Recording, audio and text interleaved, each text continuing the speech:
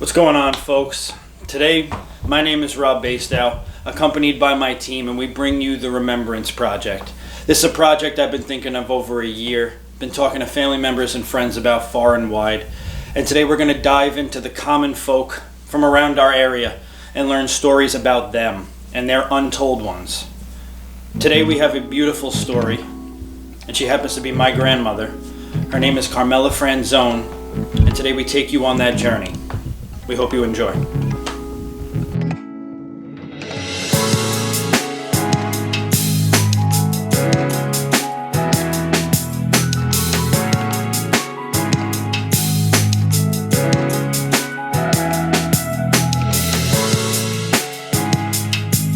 you doing? I'm fine. I'm glad to have you here today on the first episode. Glad to be here. So, there's a lot of questions we have for you. This is a powerful project, and we wanted you to be the first one on it because your life has been so impactful to not just us, but everybody around us. Now, I want to hear how you feel about participating in a project like this. I'm glad to help. I'm very flattered that I'm number one. And I'm honored, really. Cool. I really am. That's great.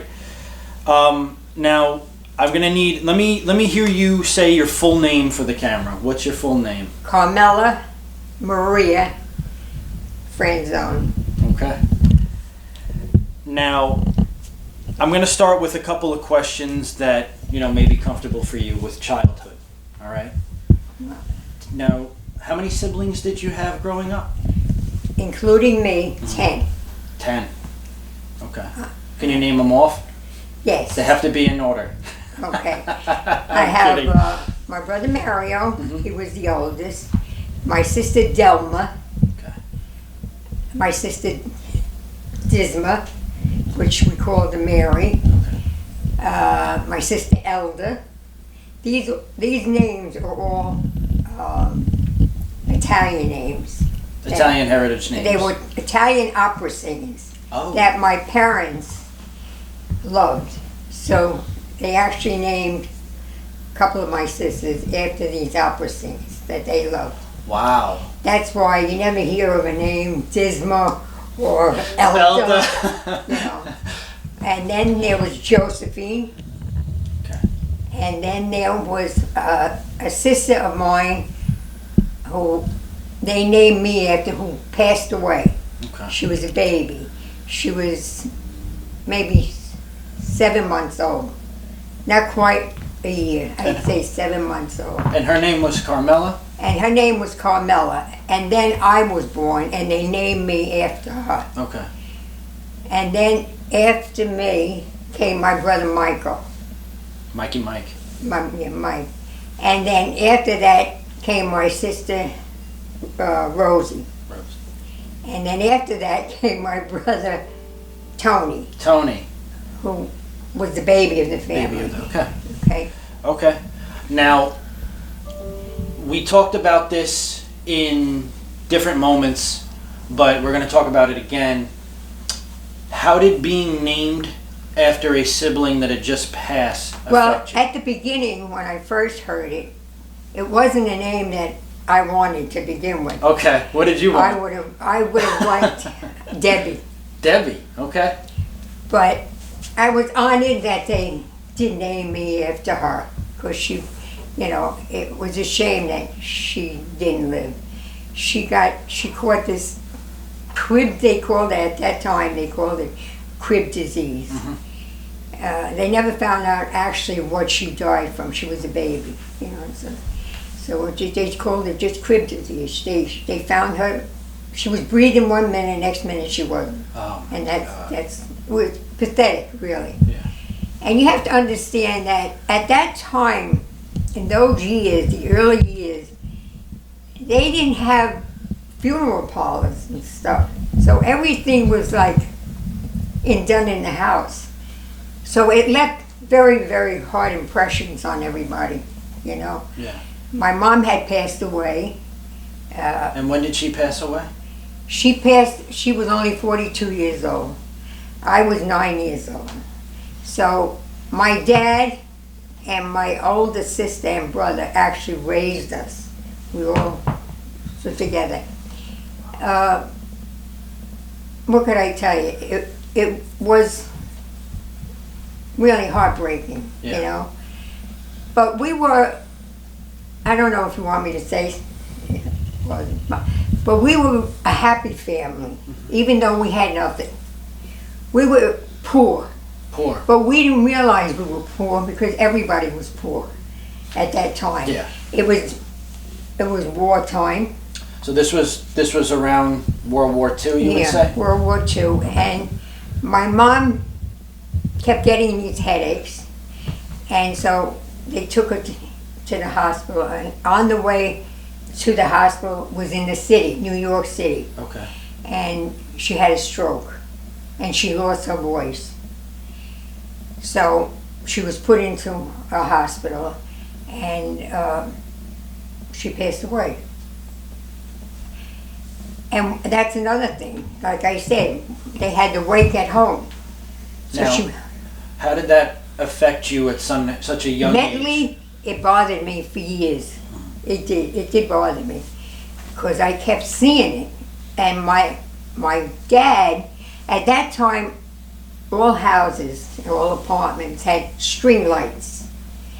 And my dad used to have these nightmares of seeing my mother on the light string. Yeah. So and she used to love to play the piano. So it affected him so badly. We had to move. We moved. So you from moved? there. Oh yes. You moved out of your house? We moved out of that house, and he chopped up the piano. He took the piano to the lots. Yeah. The vacant lots they had. Right. And he chopped it up. He was having terrible nightmares. We were all having terrible nightmares because they sent her home from the hospital to die at home. And at that time, like I said, they did all the, there was no funeral parlors. They had them, but nobody could afford them, really. So they did everything at home in the house. She was laid out in our living room. So you had to see it firsthand. So when we were all young, very young, so we had to look at her in a coffin, a beautiful woman, young woman, in a coffin for 3 days. So it affected the entire family, not just me, but it affected my dad, who was a young man. He was left with 9 kids. So our life, like I said, was a tough one. But we didn't realize how tough it was. But we all had to quit school at a certain age to go to work. Otherwise, we would have been separated.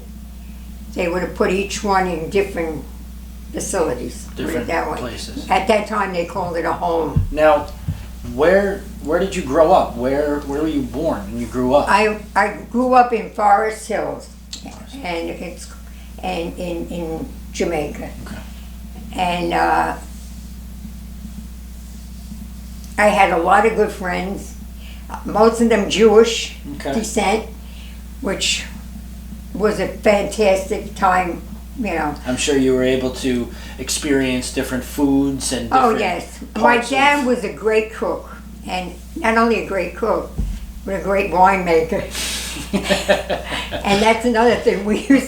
He used to make wine, and we used to have to crush the grapes. And just like you used to see with I Love Lucy, crushing them in that barrel, that was us. with the feet? And then we used to have to pick out the raisins that came from the dry grapes. Right. And my father used to make jelly out of it. Right. You know, we all did something. We all pitched in. We had fun doing it. Like I said, we didn't know much. We didn't know we didn't have anything. But it was simple. And making it simple made it easier for you guys to just experience life. Yes, well, my dad tried so hard. He worked 3 jobs. 3? 3. He worked for the Department of Highways, which is today, you see, they do the streets. Yeah. Which they don't really fix that. They don't fix them now, but at that time they fixed them.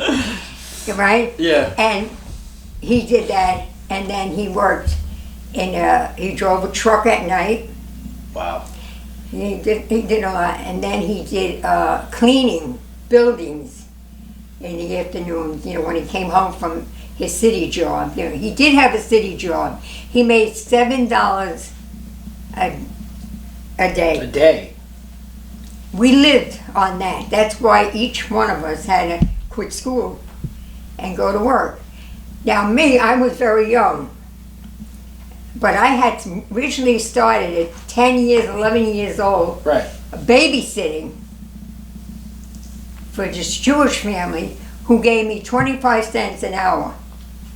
And that 25 cents I had to give to my dad. And it was rough times, but today is a totally different world. It is People a different will not world. believe this, and they will not understand it. If we wanted to go to the movies, we had to look for empty bottles. Right. And at that time it was called Plaza Soda. I don't know if anybody in this Plaza world is going to Soda. remember this. Okay. And you used to get 5 cents deposit on it.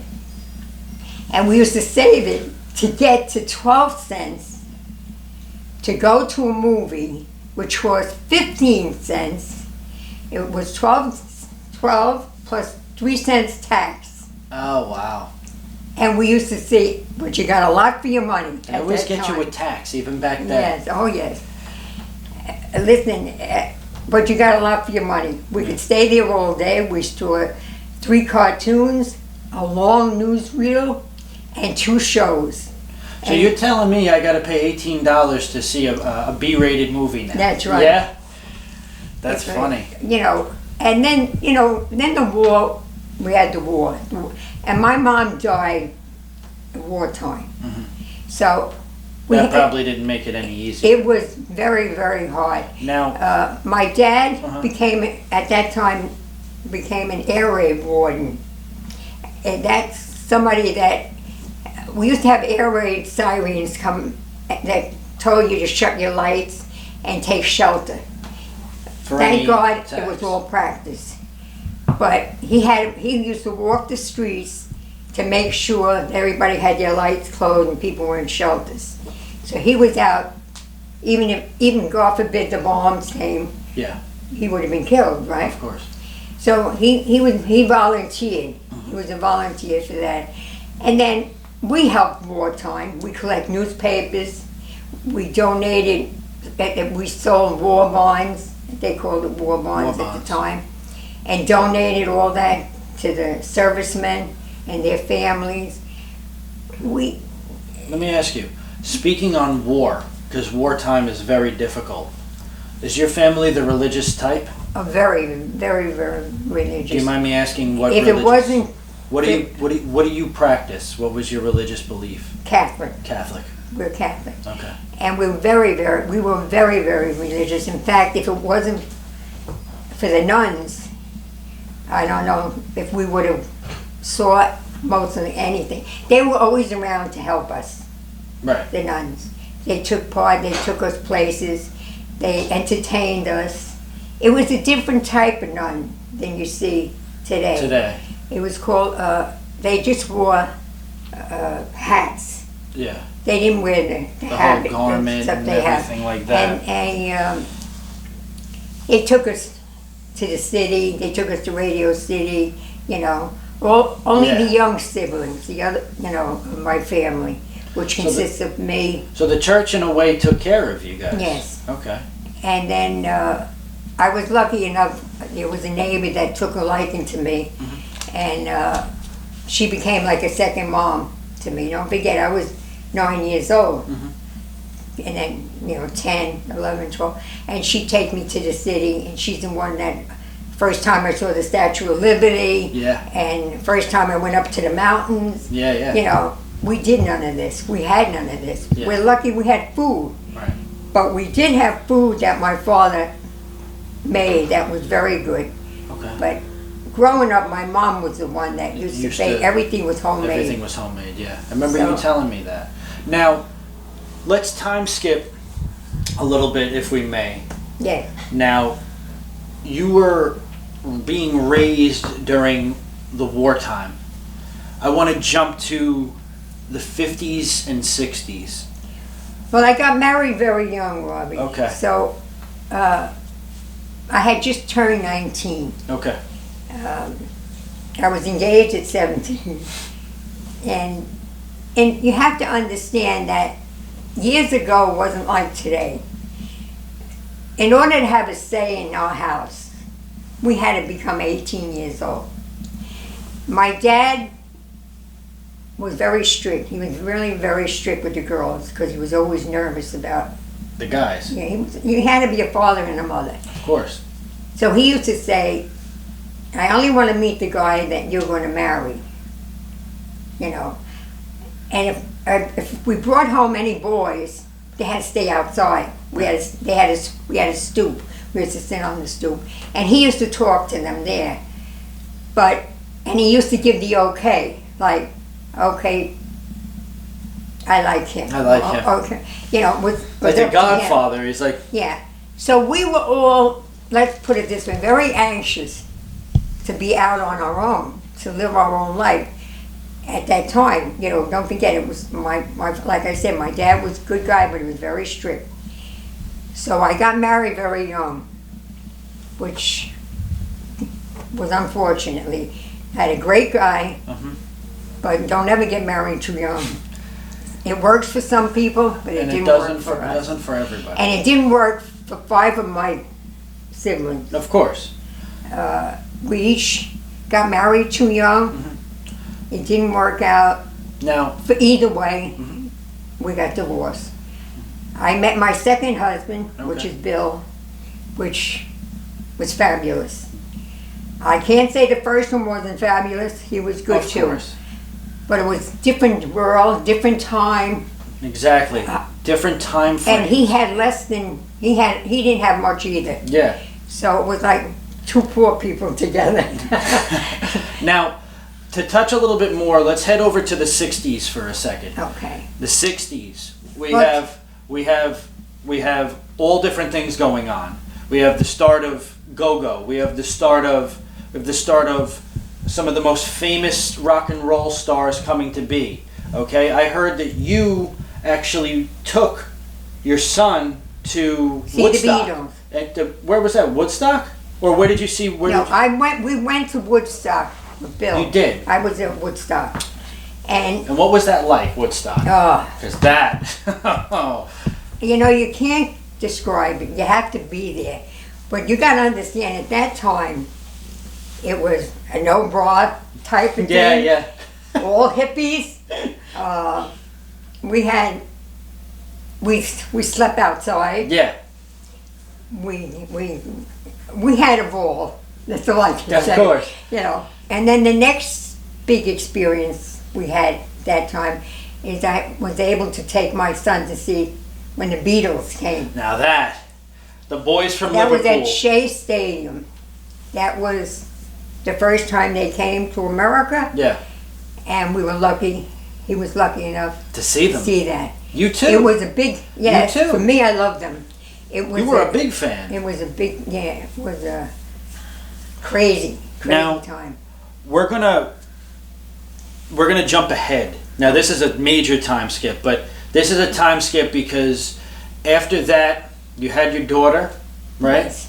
I had my daughter Debbie, Happens to be my Which- mother.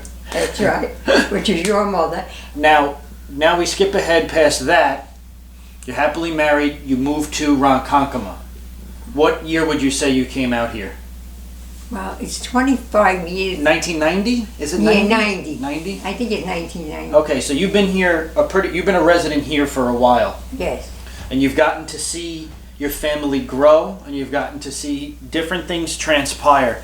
Now, one big question: do you have any regrets in the life that you have? And if you do, please share with us what they are. I mean, it's just been such a tremendous life. You have been through all different timelines to Well, where many people can't say that they have. yeah. Well, I'm thankful that it turned out really the way my life has changed. I lucked out a lot. I had my ups and downs. I had major surgeries. Okay. You know, and I've been fortunate. I can't really say that I have much regret. The only regret I have is I never got a driver's license.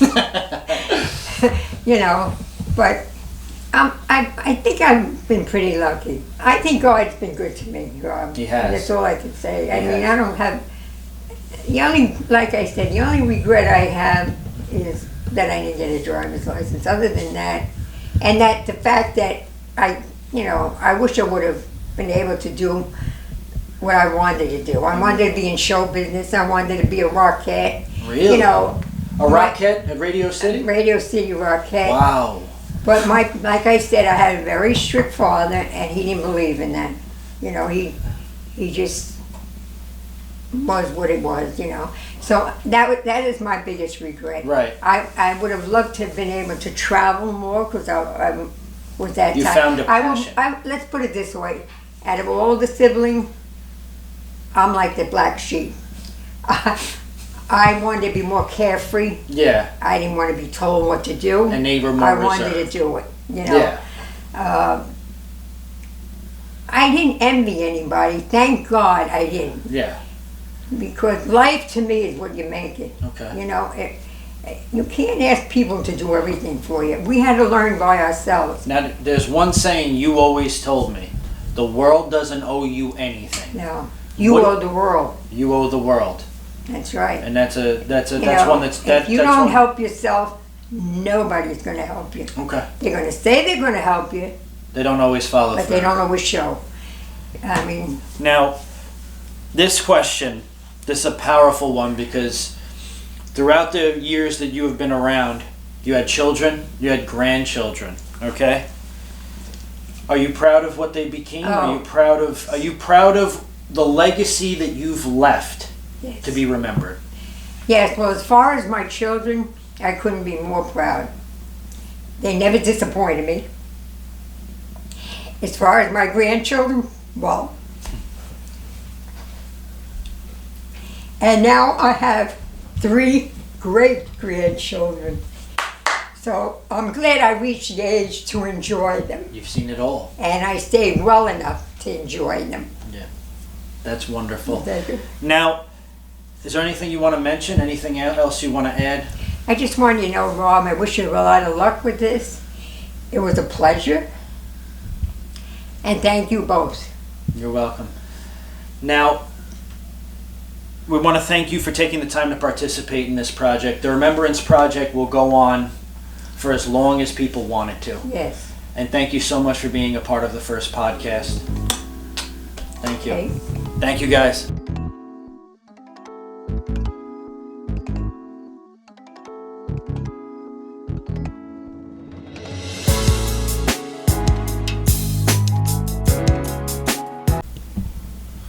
We wanted to thank you guys so much for taking the time to watch our first episode of our podcast. And we wanted to thank our Nan for being the first person to be on it. Her story will be told for years to come.